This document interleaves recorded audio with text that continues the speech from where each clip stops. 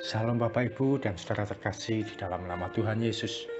Dimanapun Anda berada dan dimanapun Anda bisa mendengar rekaman ini, kita bertemu dalam program Jumpa dengan Tuhan untuk edisi hari ini.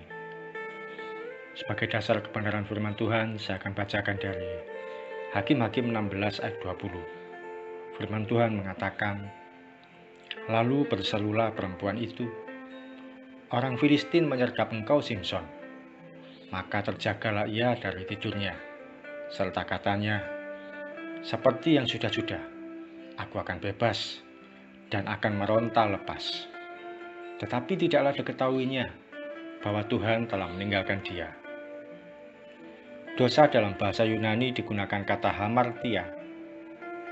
Kata hamartia ini dalam Alkitab digunakan sebanyak 296 kali, khususnya dalam Perjanjian Baru. Hamartia artinya meleset dari sasaran.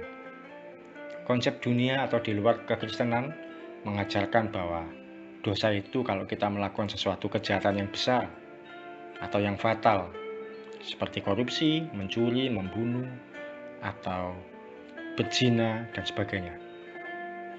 Tapi dalam kekristenan, ketika kita menyimpang sedikit atau meleset dari kebenaran firman Tuhan, maka kita sudah berbuat dosa. Kalau seseorang memanah tapi meleset 1 meter dari sasaran, dia sudah dianggap gagal, atau dalam hal ini, dia sudah dianggap berdosa.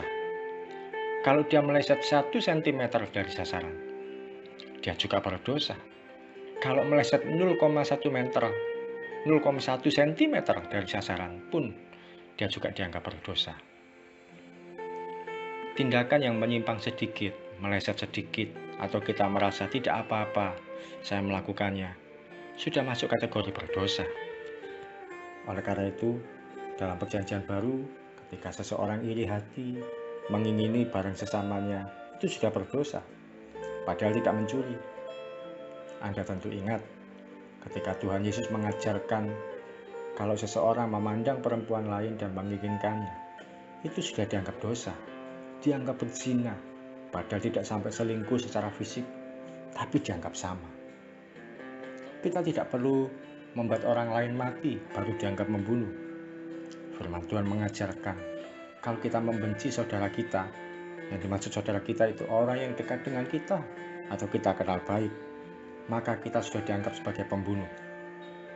Seseorang dianggap berdosa ketika menyimpang dari sasaran, yaitu kehendak firman Tuhan.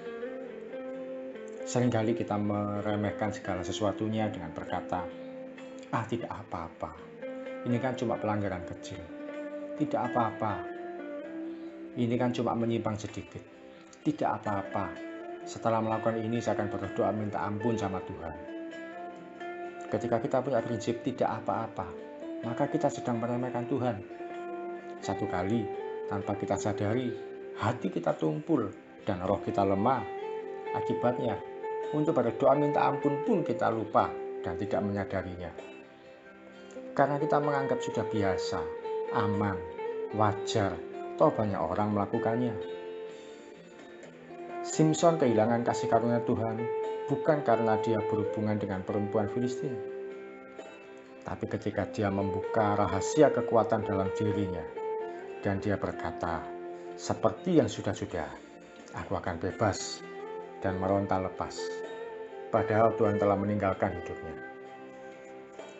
Kata hamartia atau meleset dari sasaran sebenarnya berawal dari sikap yang meremehkan segala sesuatunya. Kita merasa benar, aman. Kita melakukan yang kesalahan sedikit, tidak apa-apa.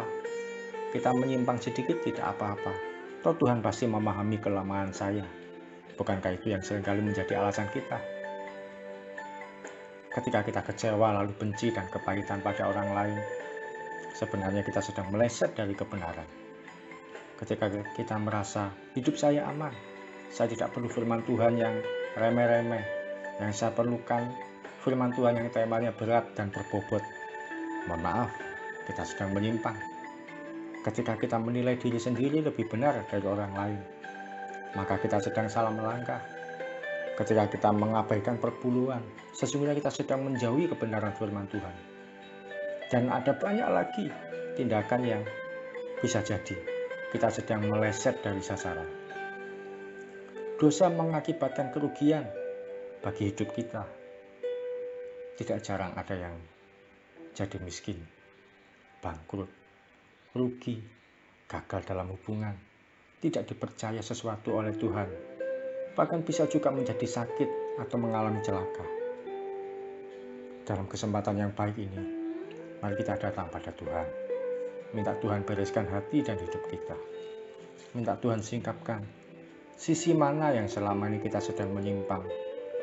Ketika kita berani terbuka pada Tuhan, minta Tuhan ampuni, maka Dia akan pulihkan hidup kita. Dia ubahkan kutuk jadi berkat. Dia ubahkan kehidupan yang gagal jadi penuh keajaiban. Mari kita datang pada Tuhan. Terima kasih Tuhan, ini kami anak-anak-Mu datang kepadamu. Tuhan, ampuni kalau selama ini kami seringkali meremehkan segala sesuatunya.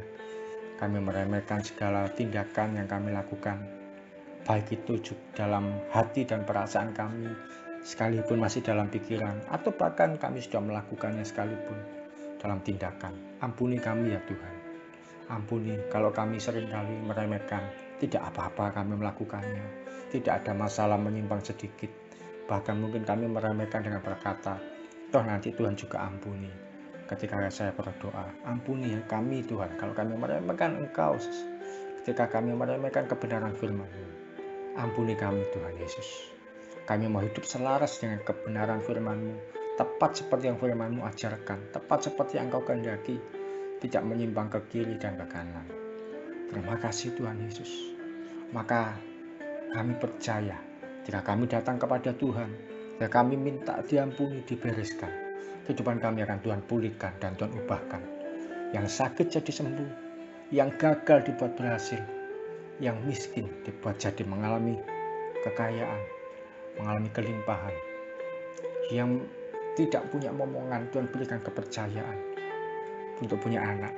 Yang selama ini gagal dalam pekerjaan, jatuh bangun, sudah mengajukan lamaran ke sana kemari, Tuhan akan berikan kesempatan bekerja.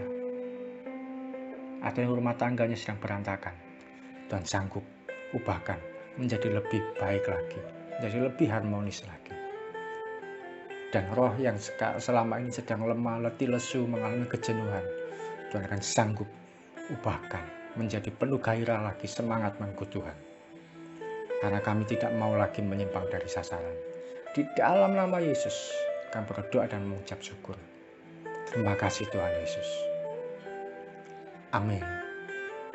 Selamat hidup dalam kebenaran dan kehendak firman Tuhan, tepat tanpa meleset sedikit pun. Salam dari saya Oki Raharjo dari Mitspa Ministry. Tetap setia sampai garis akhir. Tuhan Yesus memberkati.